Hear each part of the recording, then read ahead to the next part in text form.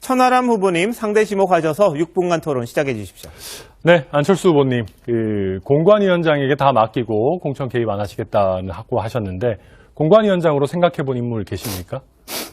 지금 생각하고 있는 사람이 있습니다. 네, 지금 밝히시긴 어려우신가요? 네, 그렇습니다.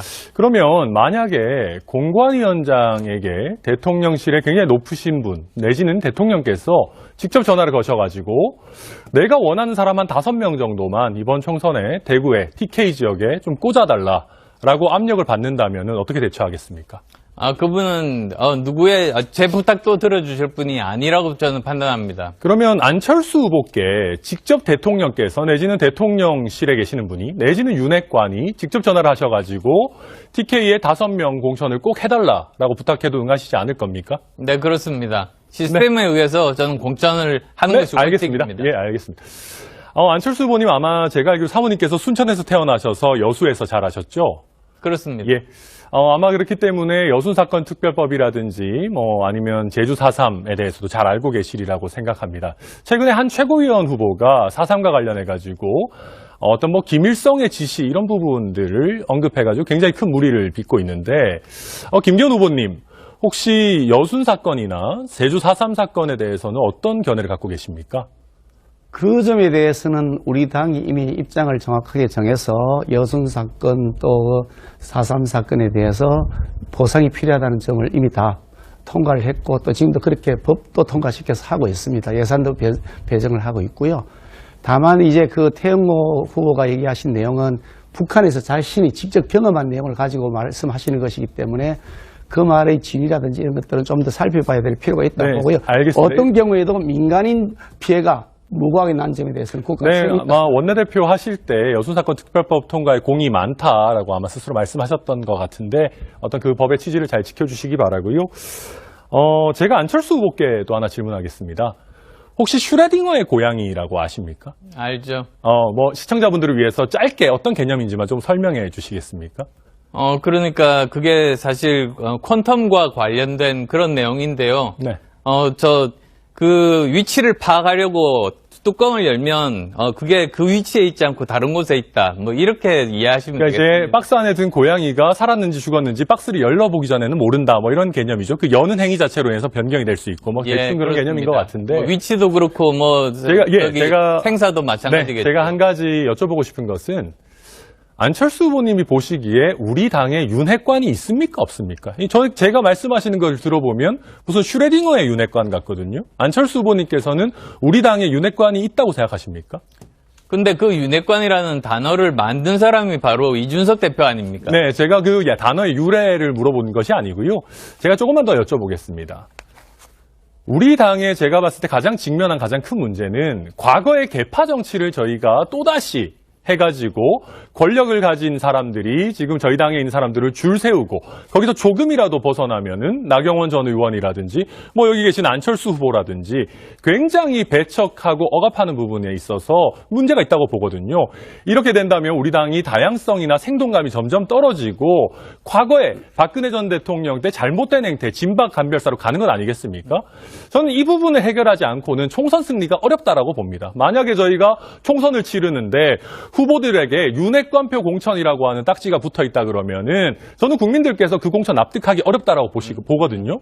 저는 안철수 후보께서 이 문제의식을 공감한다고 생각하는데 그러면 윤핵관, 지금 권력 줄 세우기 우리 당에서 문제가 있습니까 없습니까?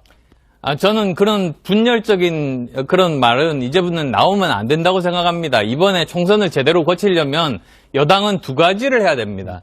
첫 번째로는 제대로 제 말씀은 그래서 정부에서 하는 일들을 제가 제도화하고요. 잠시만 제 주도권이니까요.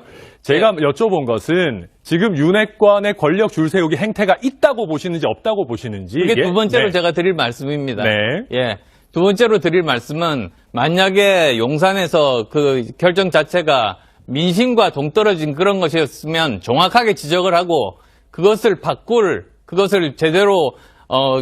제대로 국민들의 민심에 맞게 바꿔야 된다는 게 그게 당에서 해야 될 일입니다. 그래야지 용산과 우리 당이 서로 플러스 알파 관계가 돼서 우리가 내년 총선에서 이길 수 있지 않겠습니까? 네, 제가 알겠는데요. 그러면 그럼 대표적으로 아예 장제원 의원 한번 들어봅시다. 최근에 안 후보님께서 장제원 의원에 대해서 윤핵관의 핵심이다라고 아마 비판을 하신 걸로 제가 알고 있습니다. 아, 그렇죠. 네, 그러면 장제원 의원의 행태, 최근의 행태들 문제 있다라고 보십니까? 아니면 지금이라도 내가 가능하다면 윤핵관의 손을 잡아가지고 그 조직표를 가져가겠다라고 생각하고 계십니까? 아, 저는 문제가 있다고 봅니다. 네, 알겠습니다. 그러면 제가 김기현 후보님께 한번 여쭤보겠습니다. 답변 시간이 없는가? 네, 짧게 말씀드리겠습니다. 저는 김기현 후보님이 당선되면은 저희 후보들에게 윤핵관표 공천이라는 딱지가 붙을 것 같은데요. 그러면 당선되고 나서 윤핵관의 영향력을 공천에서 어떻게 배제하실 생각이십니까? 윤핵관이라고 하는 사람이 도대체 좀 전에 말씀하신 우리 장제원 의원 같아 보이는데 본인 스스로 모든 당직을 다 안 맡겠다고 하고 사무총장 다 안 맡겠다고 이미 선언을 이선 후퇴는 여러 차례 혹시 선언하시지 않으셨습니까? 아니 공직선언하고 다 지켰잖아요. 아니 정부직도 안 맡겠다는 걸 지키고 있고 당직도 안 맡겠다고 지금 지키고 있고 앞으로 당직 안 맡을 겁니다. 제가 대표되면 절대 당직 맡기지 않을 거니까 그런 염려 딱 넣으시면 좋겠습니다. 네, 네, 또 자, 이따 시간이 다 됐습니다. 여쭤보겠습니다. 천 후보 7분입니다. 네, 시작해주죠. 김기현 후보님 여쭤보겠습니다. 안철수 후보가 대통령의 적입니까? 아니죠. 아니죠. 네. 그럼 대통령실에서는 왜 안철수 후보를 대통령의 적이라고 하시는 겁니까? 대통령께서 어떤 생각을 가지고 있는지 제가 물어보지는 않았습니다만은 그 취지는 안철수 후보의 개를 지지하는 것이 아니라 대통령과 이렇게 같이 하는 사람들에 대해서 지나친 공격을 한다 그러면 사실하고도 다른 것이기 때문에 네, 알겠습니다. 그렇게 가면 안 네, 된다. 여기까지만 듣겠습니다. 이번에 초선 의원들이 나경원 전 의원에 대해서 연판장을 돌렸죠. 그 연판장 돌린 초선 의원들의 행태 적절하다고 보십니까? 글쎄 그런 일이 다시 생겨서는 안 되겠죠. 뭐 그게 바람직한 일이라고 생각하지는 않습니다. 근데 그 결과 아니, 나경원 아니 제가 잠깐 이제 주도권이니까요. 그 결과 나경원 전 원내대표가 사실상 출마도 못하는 그런 상황이 됐죠. 이제 다시 또 김기현 원내대표께서 김기현 후보께서 손을 잡고 이렇게 하셨는데 그런 상황이 반복돼서는 안 된다라고 생각하신다면은 초선 의원들이 연판장 돌릴 때 왜 당의 원로로서 말 한마디 하지 않으셨습니까? 그 사안 자체를 놓고 보면 그 나름대로 이유가 있습니다. 그 초선 의원들이 뭐 아무 이유가 없어서 그랬겠습니까? 대통령의 뜻을 마음대로 곡해하면서 그래서 내부에 여러 가지 분란들을 일으킨 점에 대해서 누가 그랬다는 거죠? 나경원 전 의원이 나경원 전 그랬다는 대표가 겁니까? 대통령이 그 해임을 한 것, 해촉을 한 것 관련해 가지고 거기에 대해서 뜻을 다르게 해석을 했다는 거죠. 그러니까 대통령실에서는 해석을 그렇게 다르게 하지 말라는 입장을 밝혔던 것이고 그렇게 되니 내부에 분란이 생긴다는 차원에서 일어났던 것이기 때문에 그 전제 부분이 그런 게 있습니다만 네. 어쨌든 그런 일이 계속 반복되면 안 되겠죠. 당에서. 그렇기 때문에 제가 연대와 포용과 네, 알겠습니다. 한 몸으로 가겠다고 그러죠. 아마 지금 후보께서는 윤심 내지는 대통령실의 지지가 본인에게 있다고 생각하시죠? 뭐 아마 그러실 거라고 생각합니다. 글쎄 뭐 그거는 저는 네, 그렇게 생각하지 알겠습니다. 않고 저는 당심을 근데 물론 내보내고 저도 대통령께서도 뭐 인지상정상 본인이 원하는 당대표가 있으실 수 있다고 생각합니다. 그리고 특정 후보 어느 정도 뭐 간접적으로 이렇게 지원해주고 그럴 수도 있다고 생각합니다. 그런데 대통령실에서 특정 후보를 지원해주는 걸 넘어가지고 어떤 다른 후보, 안철수 후보한테 대통령의 적이다라고 전당대회 시즌에 얘기하는 것은 좀 과도하다고 생각하시지 않습니까?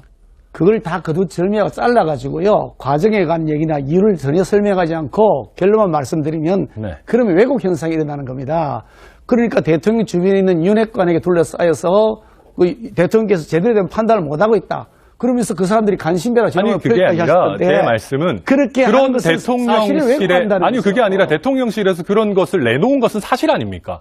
그럼 그 적절성을 여쭙고 있는 것인데 그게 적절하다고 보십니까? 부적절하다고 보십니까? 그 내용 자체는 문제가 있는 것 아닙니까? 대통령 이름을 자꾸 팔아서 끌어들인다고 해서 아니 제 그렇게 말은 하지 말라고 하는 얘기 대통령실이 아닙니까? 대통령의 적이다라는 딱지를 어떤 후보에게 붙이는 게 적절하냐를 여쭙고 있는 겁니다. 대통령과 관련되어 있는 사실을 전혀 다르게 계속 얘기를 하면서 그걸 자신의 전당대회 그러니까, 선거운동을 네, 많이 활용한다면 알겠습니다. 그러니까 그 그에 얘기- 대해서 아니라고 지적을 하고 경고를 하는 것도 뭐 얼마나 있을 수가 있는 그걸 거죠. 빌미를 준 후보의 잘못이다 이런 취지이신 거겠죠? 네, 알겠고요.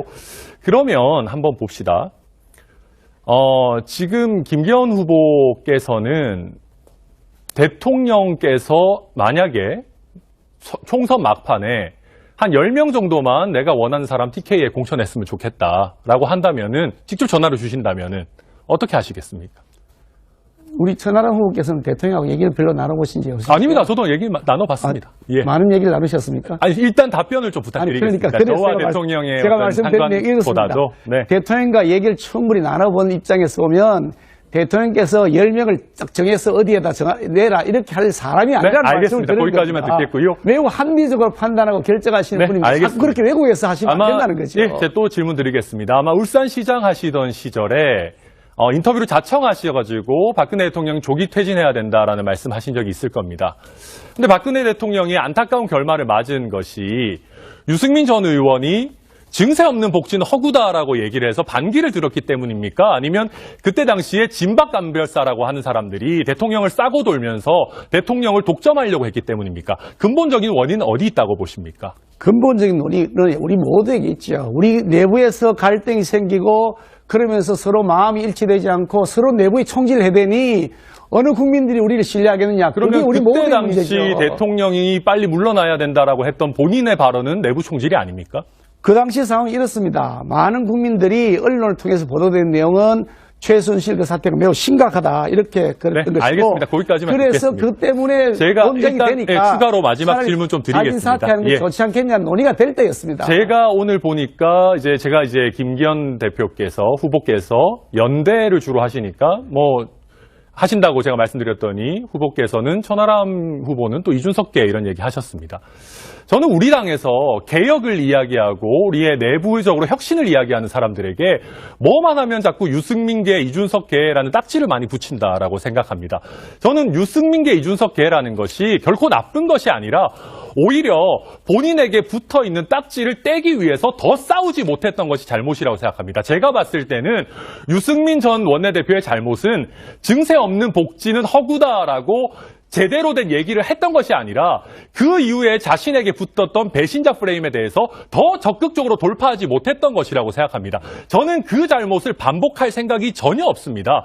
저는 만약에 후보님께서 저에게 이준석계다, 유승민계다라고 딱지를 붙이신다면은 오히려 그게 무엇이 잘못이냐, 우리 당의 개혁을 얘기하고 올바른 방향을 얘기하는 것이 뭐가 잘못이냐, 오히려 지금 대통령을 싸고 들면서 과거의 진박감별사 노릇을 하려고 하는 그런 어떤 간신배들이 더 잘못된 것이지, 간신배들이 오히려 제대로 방향성을 얘기하는 사람에게 내부 총질이라고 하고 배신자라고 하고 딱지 붙이는 것, 저는 더 이상 우리 당에서는 그런 일들이 벌어지지 않도록 하겠습니다. 제가 질문을 조금 드릴 텐데요. 예. 아니, 답변 안 기회를 안 주시나요? 드리겠습니다. 지금 한번 보십시오. 그러면 단도직입적으로요. 유승민 전 원내대표의 당시 증세 없는 복지는 허구다라는 발언과 진박 감별사들의 행태, 무엇이 우리 당을 더 낭떠러지로 밀어넣었다라고 보십니까? 저는 진박 감별사의 그런 행태에 대해서 매우 못마땅해 하는 사람입니다. 네. 그런데 왜 윤핵관들이랑 손을 잡으십니까? 윤핵관이 나쁜 사람들입니까? 아니, 나쁘다는 게 아니라 어떻게- 똑같은 진윤 감별사를 하고 있지 않습니까? 아니 지금 도대체 뭘 얘기하세요? 아니, 초선 연판 아니, 공천이 진행되지 죄송합니다. 않는데 7분 시간이 마음이 지났고요. 견제해서 제가 하시나요? 다른 기회는 많이 두 못 드려서 번째, 죄송합니다. 잠시만요. 자기 잠시만요. 얘기를 다 하시네.